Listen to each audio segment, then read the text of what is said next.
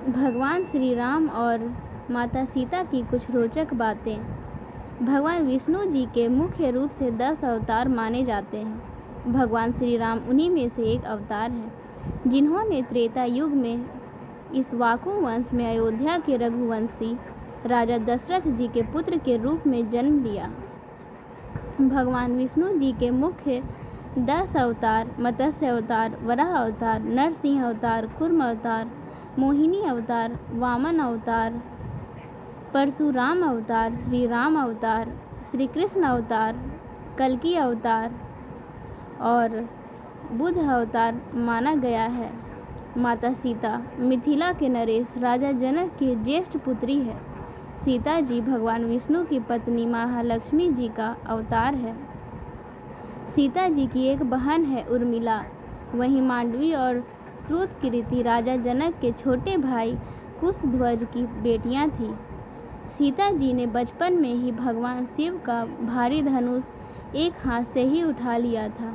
इसीलिए जब सीता जी विवाह योग्य हुई तब राजा जनक ने यह प्रतिज्ञा की थी कि जो शिव भगवान का यह धनुष से पर प्रत्यंचा चढ़ा देगा, उसी से राजकुमारी सीता का विवाह होगा। विवाह के समय श्री राम भगवान 25 वर्ष के थे और माता सीता 21 वर्ष की थी, ऐसा शास्त्रों में बताया गया है। श्री राम और सीता जी की जोड़ी इस संसार की सबसे आदर्श जोड़ियों में से एक है। उस समय हर एक पुरुष के लिए 25 वर्ष की आयु तक विद्या ग्रहण और ब्रह्मचर्य के पालन का नियम था। स्त्रियों को भी हर प्रकार की शिक्षा दी जाती थी।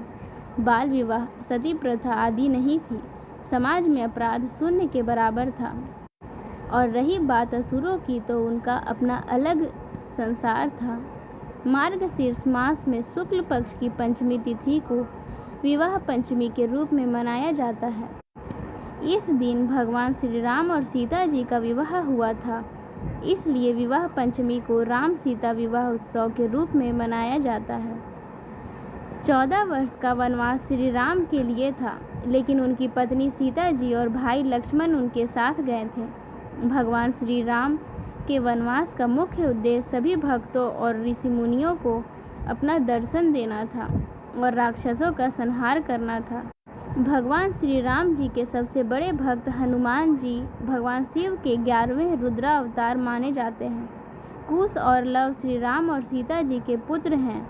माता कौशल्या और राजा दशरथ देव माता अदिति और कश्यप के अवतार माने जाते हैं। मान्यता अनुसार यही दोनों अगले जन्म में माता देवकी और वसुदेव बने। जय श्री राम।